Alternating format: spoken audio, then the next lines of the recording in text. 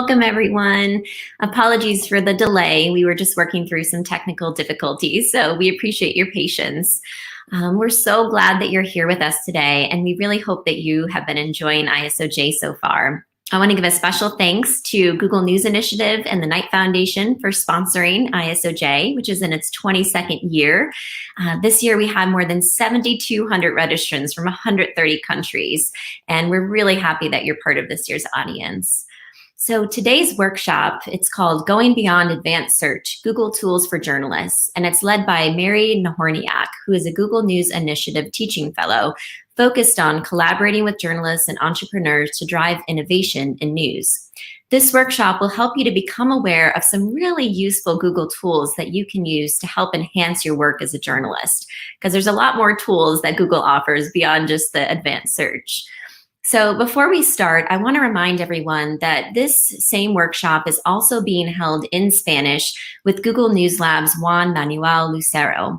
So we'll post a link in the chat to the Spanish version of the workshop because you'll need a different link to access that. So during this workshop with Mary, you can feel free to post questions for her in the chat, and she'll get to as many of them as she can at the end of the workshop. And you can also post highlights from this workshop on social media using the hashtag ISOJ2021. So without further ado, I would like to introduce Mary. Thank you so much for being here with us today.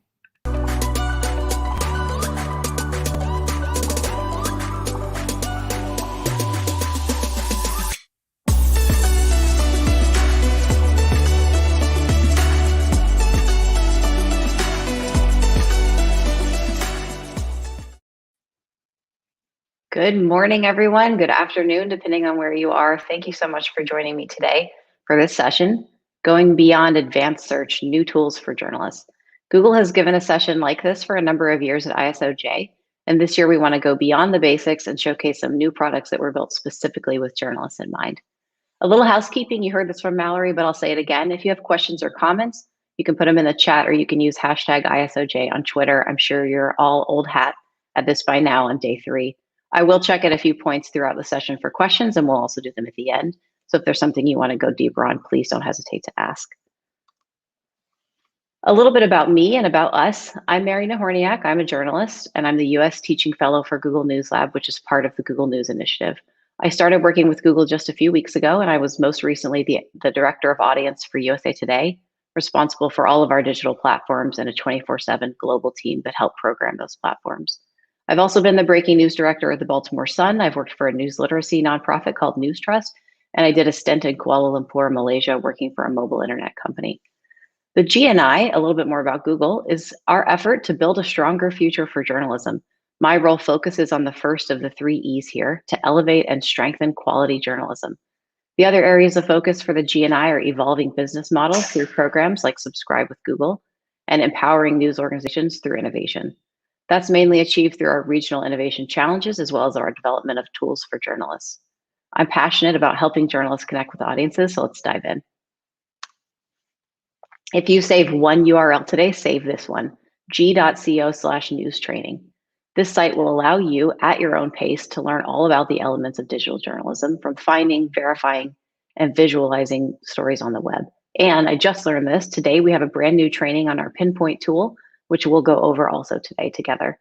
We also have an email alias, newslabsupport@google.com, to help with any questions you might have or trainings you'd like to do.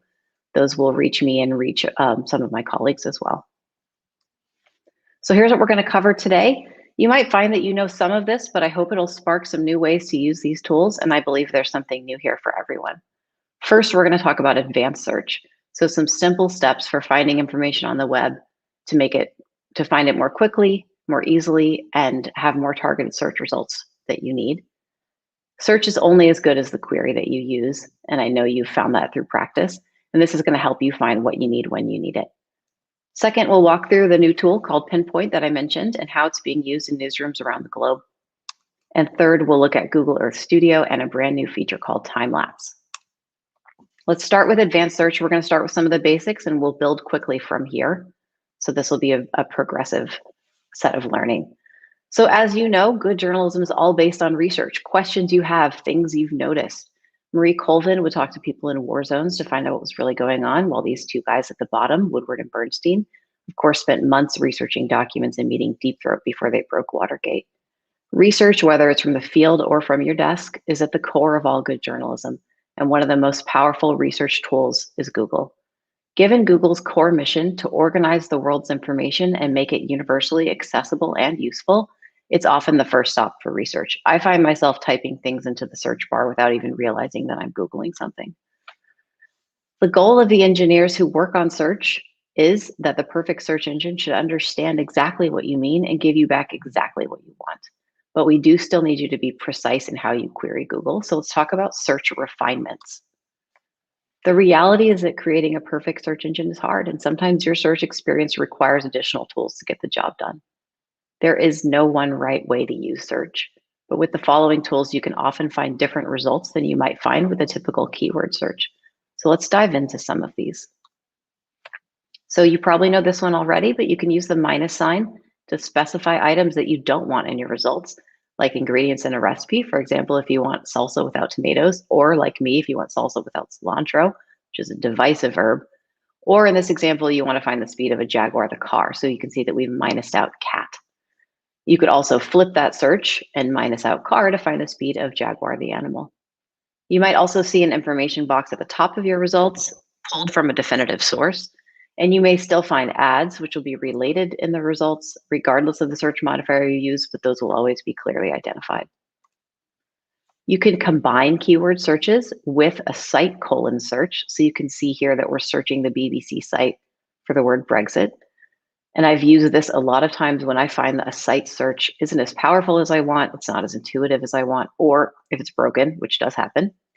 So in this example on the left is just a simple search for Brexit, and on the right is searching BBC for Brexit articles. You can also search top-level domains. So this isn't searching a specific type, but instead a site. Instead, it's searching a specific type of site. So note how that's different. Essentially what we're saying here is search for GDP on .gov sites, and the left results are searching for GDP in general, and on the right, we're searching for official government sources. So you could also do it a .edu, for example.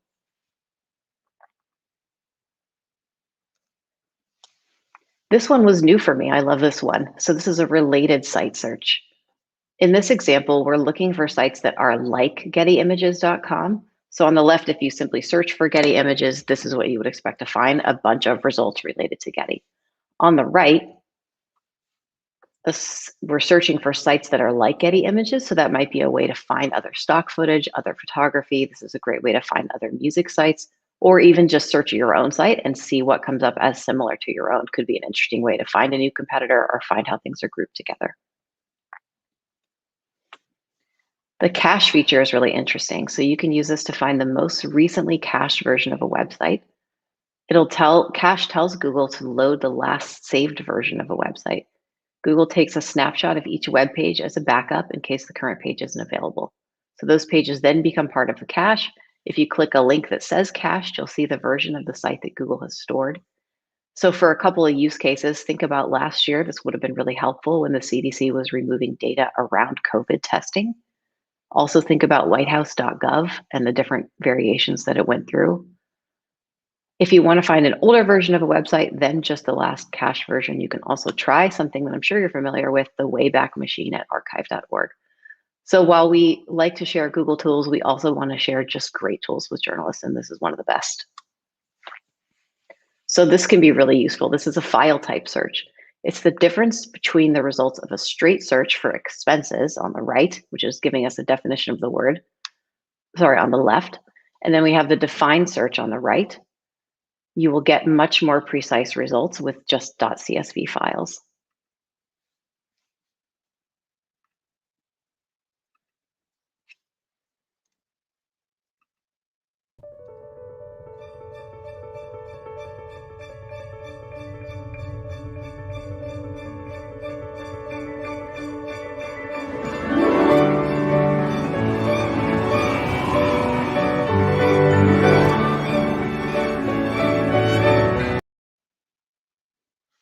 Sorry about that. We will look at that later. I want to show you, so if you take all of those different search refinements, you can combine them however you might need, and you can get really creative here. So if you look at this search, we're looking for the word secret in the title. We're looking for a file type that's a PDF, and we're searching CIA.gov. And here you can see what those results are. There, in a previous run of this search, there was a really great report on brain warfare. This will be the kind of thing that I might search for once every few weeks and just see what comes up. If you can't remember any of that, that's okay. You can find ways to run all of these search refinements on the advanced search, which you can find on the right side of the Google homepage. It's going to take you to a page like this, and you could replicate the search we just did. You can find ways to explore. You could change language. You can change region. You could change how often the site was updated. It's all right here. Okay, let's take all of that a step further. You can create an email alert at google.com/alerts using search refinements. So if you don't already have alerts set up, I hope you will leave this session with this and create a few. Alerts is the only tool that will deliver stories that you've missed right to your inbox. So the more unique or targeted the alert is, the more useful it will be in helping you discover stories. Local newsrooms often have nearby locations set up as alerts so that if someone does something newsworthy in another part of the world, you could write a story on it. I also know lots of reporters who have alerts for their byline. I think that's a great #1 alert to set up. You can see where else your work gets picked up and what people are saying about it. You might get some great follow-up ideas. And of course, you can search for key people on your beat. Company names. One thing that's really interesting is to search for holding companies, names of holding companies. So they might show up in court cases, but they aren't necessarily going to return you a lot of results every day, which would be the public facing business name. And after you set up some alerts, you can always go back and refine your searches to tailor what you need. If one stops working for you, you just change it. And then you might be able to create a different one from there. So this is a great way to make the internet work for you. Wake up every morning and get some of what you're looking for instead of having to go out there and find it. So taking advanced search even a step further, we do have specific search engines beyond the main Google search to meet specific needs. So as you know, there's lots of data on the internet, but there was no easy way to find a ready-made data set. Dataset search helps solve that problem. And you can now share data sets globally if you wish so that others can incorporate public data sets in their projects. There's also Google Scholar for searching academic work and case law. From a journalist perspective, Scholar can be really useful for finding sources. So whether you're writing about sports injuries or corporate pay, Scholar is a great resource for finding people to talk to. And to build on what we just talked about, you can also create alerts separately in Google Scholar that will allow you to track academics, topics, or search for keywords. So you can take the search refinements and you can take the special search engines and you can combine all of those things to create some alerts and to create some searches that might work for you. I also want to show you Fact Check Explorer. This is pretty cool and pretty important right now. It is a searchable index of fact checks. So I'm going to break out of the slides for a minute and take us over to Fact Check Explorer to look at. So the first thing you see is just simply a search bar, which we're all familiar with. So you could simply just run a search. You can also click on recent fact checks. This might be just nice to look for story ideas. What are people saying about whatever? Where is their misinformation and where's their great information? I see a lot of fact checks on here from AFP, which has a robust fact checking organization within it. And then I recently just moved to California, so I'm going to run a search for California and see what is being said about where I live. So I love this. So you all remember the meme last year that the Japanese theme parks shared "Scream Inside Your Heart" because it's safer than screaming out loud during COVID. So there was a piece of misinformation going around that Disneyland banned screaming on its rides. It's not true. We can see that from this one. We can see it from USA Today, which has a fact check organization. We can see it from Newsweek. You can scream at Disneyland on the roller coaster, and it actually is opening back up next week. So I thought that was kind of interesting. So lots to see here, fact check. If your publication or you want to have your work included in here, if you're doing fact checks in particular, you can learn how to create the markup over here on the left. So take a peek at Fact Check Explorer to see what is going on. So that's advanced search. I know that's a lot. It went a little bit fast. I hope you knew some of that. I hope some of that was new for you. We talked about search modifiers. We talked about alerts. We talked about data sets, search, public data explorer, Google Scholar, and fact check explorer.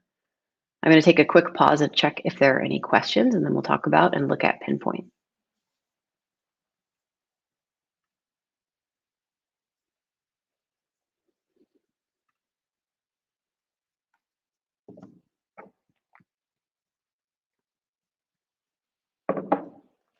Okay, no questions. Onward. Pinpoint. I'm really excited to talk to you about Pinpoint. It's one of our newer tools and has really powerful use cases for journalists, and I'll also do a live demo of the tool. Pinpoint is a research tool. It uses the best of our AI and machine learning technology to help reporters go through large numbers of documents, and I mean large, tens of thousands of documents. It's a key part of Journalist Studio. It's a tool that we built specifically for reporters, and we built it alongside and with feedback from the industry every step of the way. We still want and are using that feedback. So if you are using Pinpoint or want to use it after this, please share your stories with us. We'd love to know your questions. We'd love to know your thoughts on how it could be improved. And we'd love to know how you've used it to do your work. So you can upload and quickly search through thousands of documents that you can upload in a batch. We use Google's knowledge graph to extract keywords from the files. These are the file types that are supported. There's something I really want to highlight. There's far more than text in here, and I want to specifically highlight the audio capability. Often when we ask journalists, what's your least favorite thing about being a reporter? Transcription is on the list. So for example, you could upload an audio file of an interview that you did, and Pinpoint will very quickly transcribe it, including separating out speakers. And you can then search in that text to help find the quote you remember or the time that you were talking about a certain topic. It is much, much faster than transcribing it yourself, and there is multiple language support. So we'll take a look at that. When you upload all your documents to Pinpoint, we break out what we call entities. You quickly get a sense of what's contained in your batch of files, and I'll show you what that looks like. You can also collaborate with fellow reporters and with editors. They don't need to have their own Pinpoint accounts, although they're certainly welcome to do so. And this is a great way to just share your work. So let's take a look at this together. I think it makes a lot more sense when you can see it. I'm going to move over here to Pinpoint. So g.co/Pinpoint. You may know it as Backlight. That's what its first name was. And so we'll talk about some journalists who've been using it for a long time, but it's now called Pinpoint. If you looked at it before, it'll take you here. The first thing that I want to show you is language support. So in the upper right, you can see entities displayed in English and audio files. There are multiple language support. I have English here, but you can see there are a number of other choices. So this would be for your transcription, were you to use it for that reason. I want to also show you collections. So down here, before we've uploaded anything of our own, you can see there are some collections you can already look through. So there are several that have been uploaded publicly from the Washington Post, including the Mueller report, a number from Document Cloud, several from the Center for Public Integrity. We see the JFK assassination records, the FBI files on Reagan, all kinds of interesting stuff here. We'll talk about a use case that used these FBI files on Dr. Martin Luther King Jr. as well. So for us today, I want to look at this collection that was uploaded by my colleague. It's a collection of NASA documents. You can see there are over 1,000 in here together. They're all different types of files. The first thing that happens once these get uploaded is that Pinpoint breaks out, again, what are called entities. So these are essentially keywords. You can see it's breaking out a number of people that I'm sure you'll recognize: astronauts, former presidents, organizations, NASA being at the top, and also locations. So this is the number of documents that have NASA in it. And I'm going to click on that just to show you what that looks like. So the search results for NASA, there are 247 documents that include either the fully spelled out name of NASA or NASA itself. If I end that search, I want to also show you this synonym search, which is really interesting. So I'm going to search for moon. You might expect to find the results for moon in NASA documents. 350 documents contain the word moon or a synonym of moon. So right here, you can see that it's highlighting the word lunar. So this, again, is a way to quickly get a sense of what is in these files that you have. If you have 1,300 files, you've probably not read them all. Putting them in Pinpoint will help you get a sense of what's there. And synonym search can be a great way to do that. This is also really cool. I think you're going to like this. I want to show you that it can search handwriting. So I'm going to run this search here. If I open this file, first we can see that Pinpoint has found Loomis, which is one of the words I searched for, former acting director of NASA, in this typewritten font. But also here you can see margin note, cursive, okay, handwriting, maybe not great. It has found the word state that we searched for. So imagine the use cases for documents that you get that are photocopied poorly, that have margin notes, that have handwriting all over them, maybe they're upside down.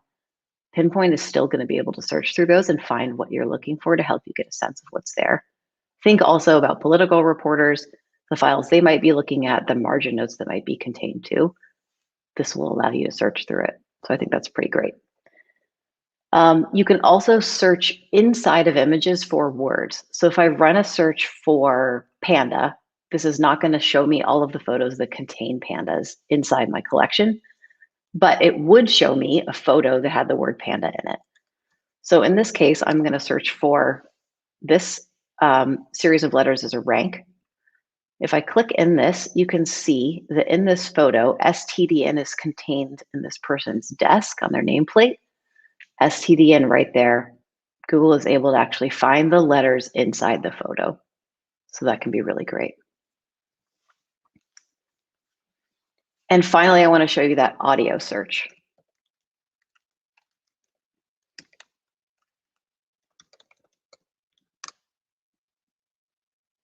So as I run this search, I click on this result and I can see this is what the transcription looks like. So you can see the different points in the file, and we have congratulate and we have astronaut Bobco right here. So it is searching within the audio, turning it into a searchable file, and I can then find the words that I might remember hearing, wondering if there's any audio in this set of documents. Very cool.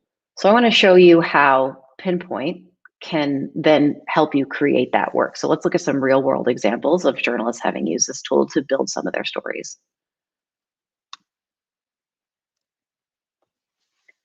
So you all are familiar with Maria Ressa of Rappler. She used Pinpoint to look through 13,000 documents, which Pinpoint processed in a piece about Ferdinand Marcos's history, corruption, and CIA daily briefing reports about martial law in Manila in 1972.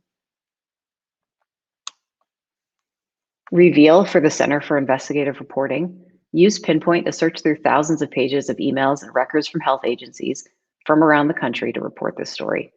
It was part of an ongoing series about the spread of COVID-19 in US immigration detention centers. This story in particular focused on testing in ICE facilities. So you can imagine how searching for tests or testing could quickly help you give shape to a story.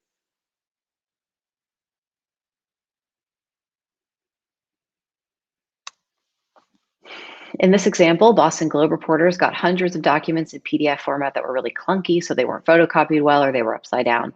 They found Pinpoint search to be a really useful feature in reporting this story about Boston's police department, and they were even able to write a story on deadline once they were able to quickly search through their documents. I want to also share something about document upload speed. So it is fast, it's getting faster every day. I have heard of a case of somebody uploading 30,000 documents that took about 15 minutes to extract. The Washington Post has been using Pinpoint for quite a while. They use Pinpoint to analyze the Mueller report, as we saw in collections. They're now using it for material related to the US Capitol riots in January. Because that story in particular touches so many teams at the Post, you can imagine their nation team, local, political, multiple reporters and editors from around the newsroom can use the collaboration feature and add to and look through that central corpus of data. In this example from the Baltimore Sun, one of my former newsrooms, the reporter was thinking about a story he could write as the US holiday in honor of Dr. Martin Luther King Jr. approached. So he used Pinpoint to look at 15,000 documents to narrow and localize the story of Dr. King's relationship with Baltimore. So he used the filters to search for Martin Luther King Jr. and to search for Baltimore. Then he just used the up and down button to find highlighted passages, and he got himself a really interesting story. Here, the outlet Verificado out of Mexico used Pinpoint to compare audio transcripts and audio recordings. So they were taking audio transcripts from the government, they had their own recordings, and they were able to find discrepancies that turned into stories. So they'd listen to the Mexican president's daily COVID briefing and reference archival transcripts and other materials to fact check in real time, which, as you know, is an almost impossible task and a very big deal in our field.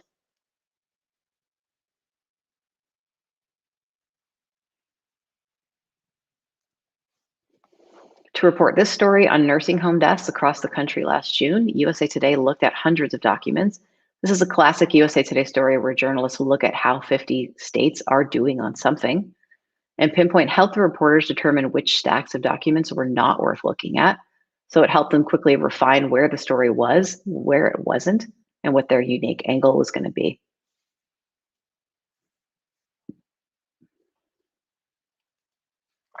So those are just a handful of the use cases of Pinpoint in newsrooms.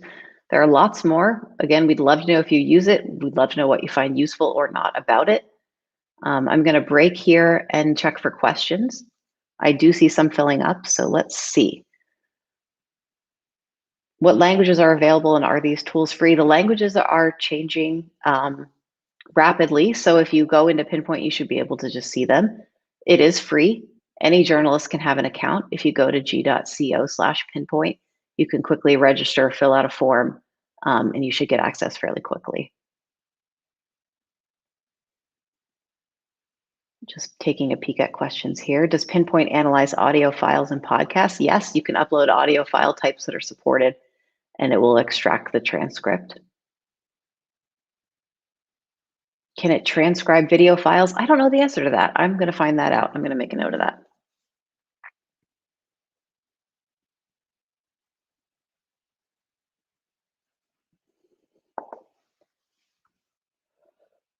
This is a question we hear a lot. So from Ari, how secure are document uploads? Does Google get access to uploaded material from journalists? I worry about how a platform like this might compromise sensitive material. That's a great question. It's an important question.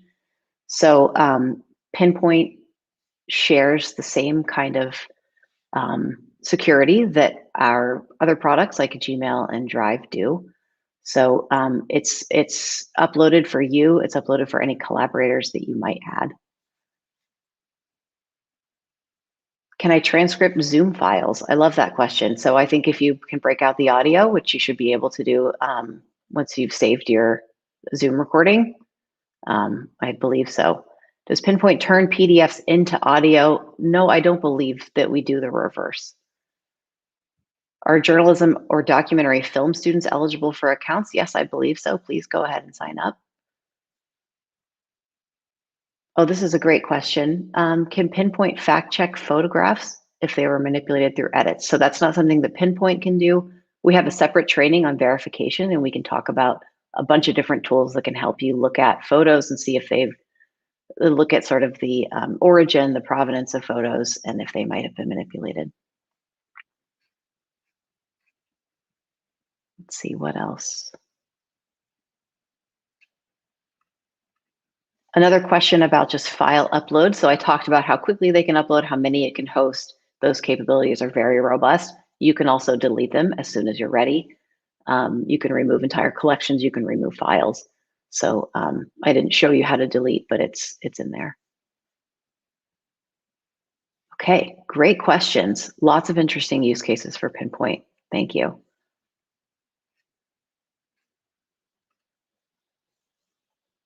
Let's move to our third and final section on Google Earth Studio and time-lapse. And we do have a video to play here in just a second. Here we go.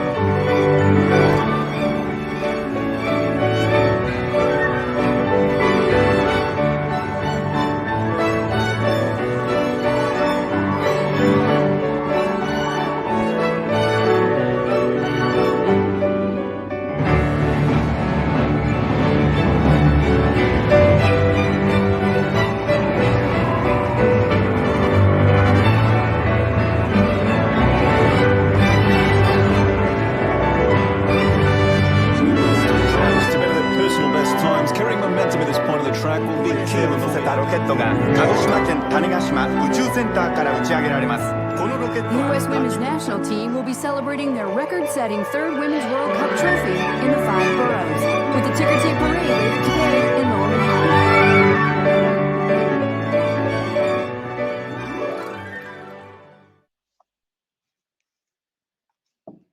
Awesome. That always makes me excited about maps.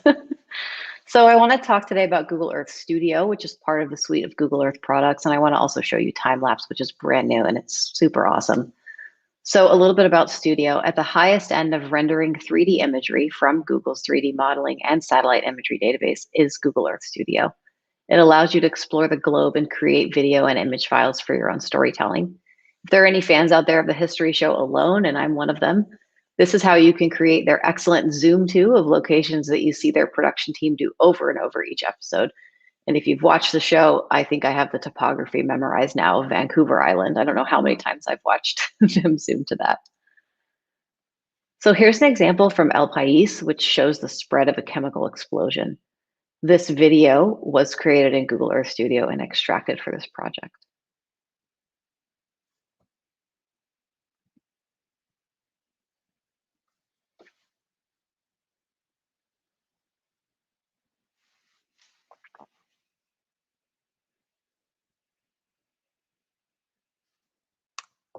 In this example, National Geographic used Google Earth Studio to show the popular Camino de Santiago pilgrimage.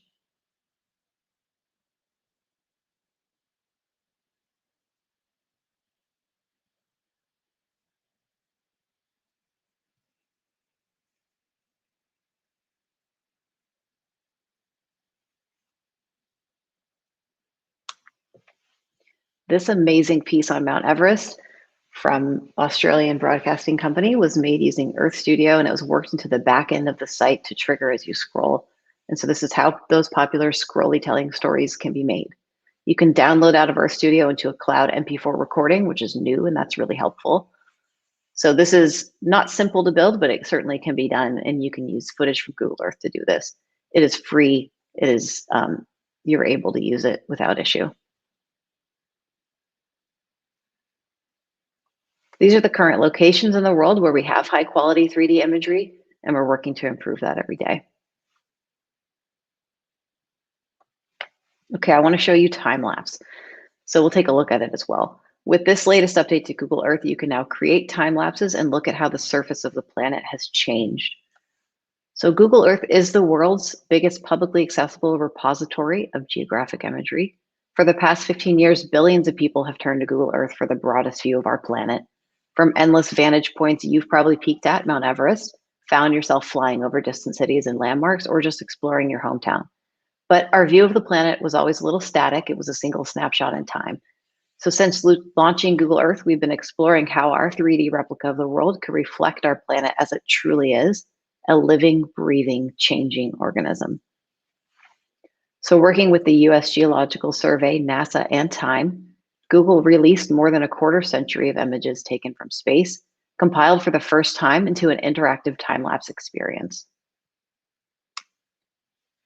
It's the biggest update to Google Earth since 2017, and you can see the planet in an entirely new dimension, time. 20 million satellite photos from the past 37 years have been embedded into Google Earth, creating a seamless and explorable view of time on our planet. What was a snapshot of the planet has now evolved into an explorable video of 4 decades of planetary change. So we're going to go take a peek at this together.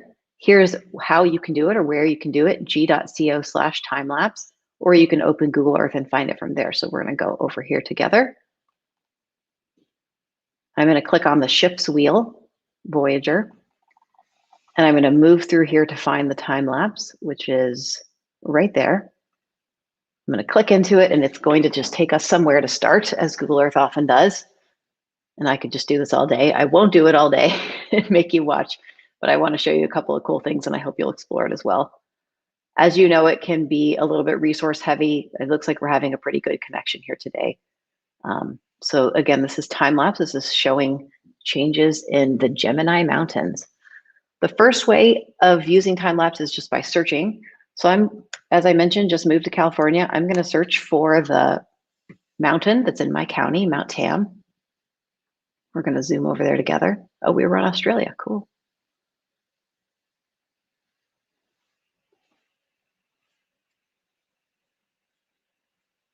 And so if you look here at the top, you can see movement through time.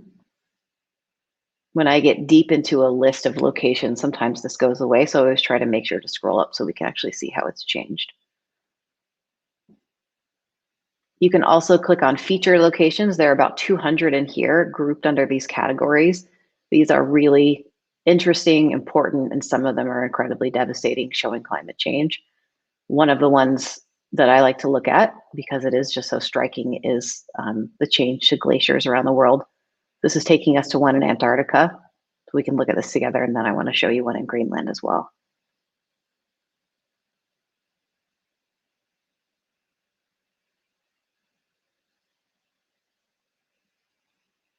So again, watching it move through time. I'm going to click on this Sermersooq Glacier in Greenland. I'm going to scroll back to the top so we can see the time, and we're going to travel around the globe.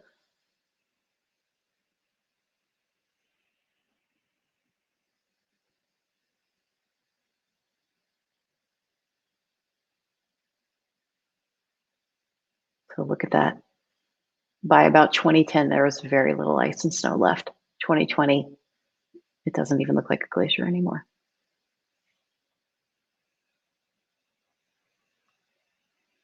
You can also look at deforestation. Mega cities, watch them be built.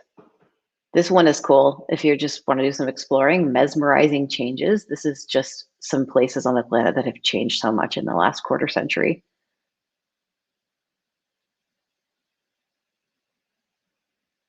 And you can see here's the list of these changes. A lot of mega cities. The last thing you can do is explore the stories. So that's over here on the left. There are 5 stories that have been built showing these impacts of climate change.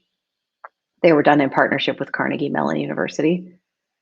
And if we click on changing forests, so what we are in here is a story. We're starting in San Julian, Bolivia, looking at soybean farming, looking at it through time. And then we can move through this story to the next location, which is going to show us the impact of cattle ranching in Bolivia.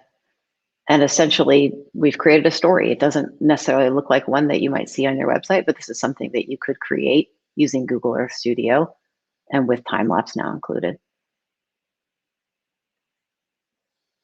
The final thing I want to show you about time-lapse is at g.co/time-lapse videos. You can find 800 plus downloadable, ready to use free videos. You can use these today. There are locations all around the globe. You see the download button. You can see that we do request attribution, but again, they are free. They're available for anybody to use, and you can include them in videos that you're creating today.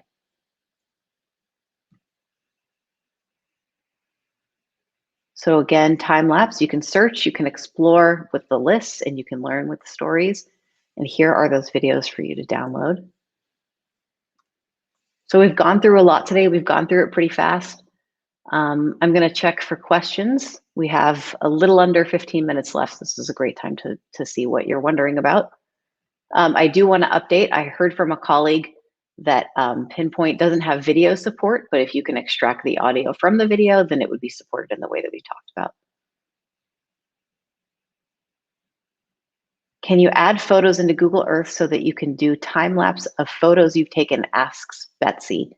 Betsy, I don't believe so, but that's a really interesting question. What other questions do you all have? I'm just looking over here at the document.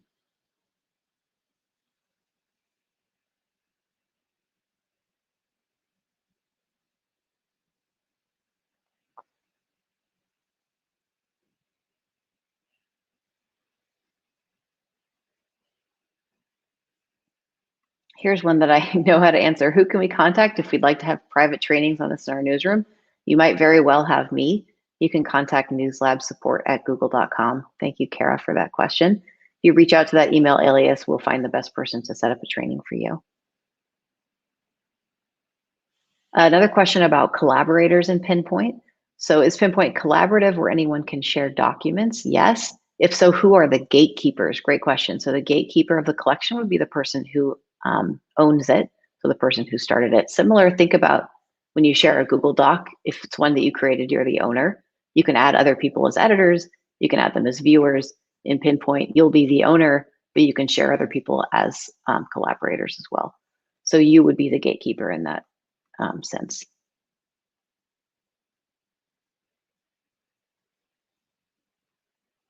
Can time-lapse show changes in cities in the last year? Yes. You should be able to search for the city and just simply watch the time-lapse video. Can a time-lapse you create be embedded into a website story? Yes. Through Google Earth Studio, you should be able to download your video and then include it in you should be able to download your MP4 file and then using video editing software, include it in the video that you're creating. Let's see, any other questions about time-lapse? Can it show changes? Yes. What is the resolution on the free videos? I don't know. That is a great question. Let's take a look and see if we can figure this out. So I can see there's already two versions. There's a 3D and a 2D. You can download it. Let's download looks like 4K. You can see how we're licensing it under Creative Commons, which is an internet standard, as you all know. And then you can download I see the MP4 files, and I also see a GIF, which is pretty awesome. So look at that. You see this is just a GIF here in the search bar. So you could download that and include that. You could simply drop that into a story without having to create a video. That's pretty cool.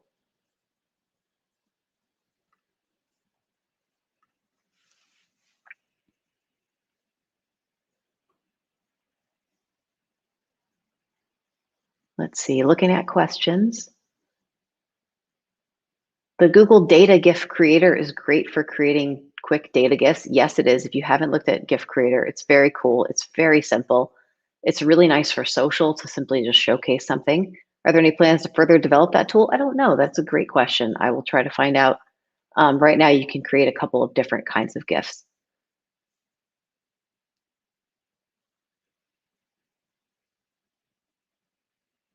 Let's see, a question about training. Do we do training for high school journalism programs? Yes. Still reach out to that newslabsupport@google.com address and we will take care of you. What else? Oh, I know something I wanted to show you in time lapse while we're looking at more questions. So I'm going to move back over quickly to Google Earth. I'm going to go back to search.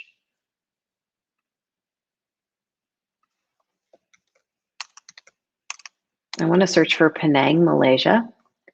So I had never seen what is in some parts of the world called land reclamation until I visited Penang when I lived in Malaysia. And I saw that they were actually extending the land into the ocean. It looks like we're actually not in time lapse, so I need to go find that one first. So I'm going to come back here. I'm clicking on time lapse. I'm searching for Penang again.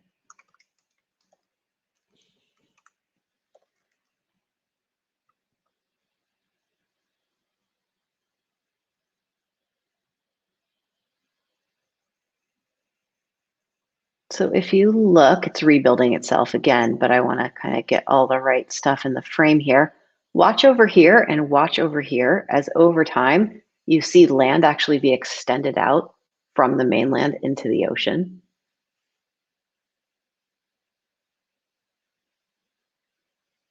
It's just simply getting bigger. You can also see that if you click on watching Dubai be built, which is a very interesting megacity watching be built. Lots of land just being extended out. All right, returning to questions. Thank you for bearing with me. I'm going to move off of that so that we don't keep hogging all that resource.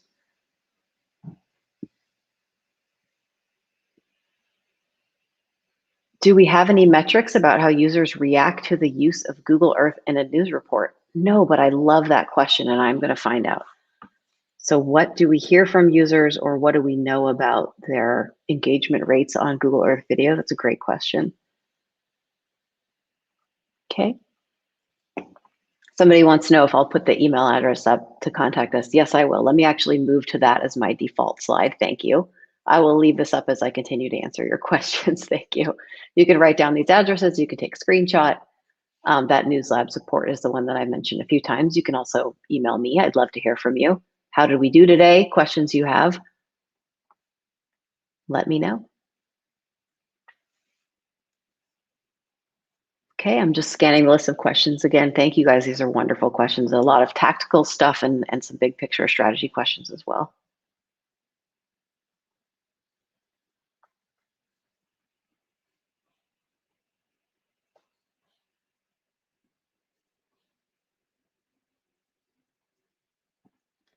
Oh, here's a great question. Probably should have explained this at the beginning. So it says, can we collaborate with the journalism departments of universities? Yes. And then this is from a professor of digital journalism in Bangladesh. Nice to meet you. Thank you for joining today. How could we request to collaborate with us? So you can still email this newslab support at google.com. What I should have mentioned and didn't is that I'm the US teaching fellow for Google News Lab, but there are more than a dozen of us around the globe. So there will be a teaching fellow in your part of the world that will be in your time zone that will have great local examples for you that can do this kind of training. So we have a fellow in Canada, we have fellows in Asia, we have lots of fellows in Europe, and all around the world. So wherever you are, we will have somebody that can help you with whatever training you're looking for on these tools. And again, I mentioned this as I showed the Wayback Machine, but I think it's also important to note that these aren't just about Google tools. These are also just about the best tools for journalists. If somebody's got something that is great, and we know about a lot of those, so we're always learning about more interesting ones, for searching the web, for verifying information, helping you do fact checks, we love to highlight that in our trainings, and we do that as well. So, so it's not just about what we have. I think we've gotten to a lot of these questions here. I'm just scrolling through them again.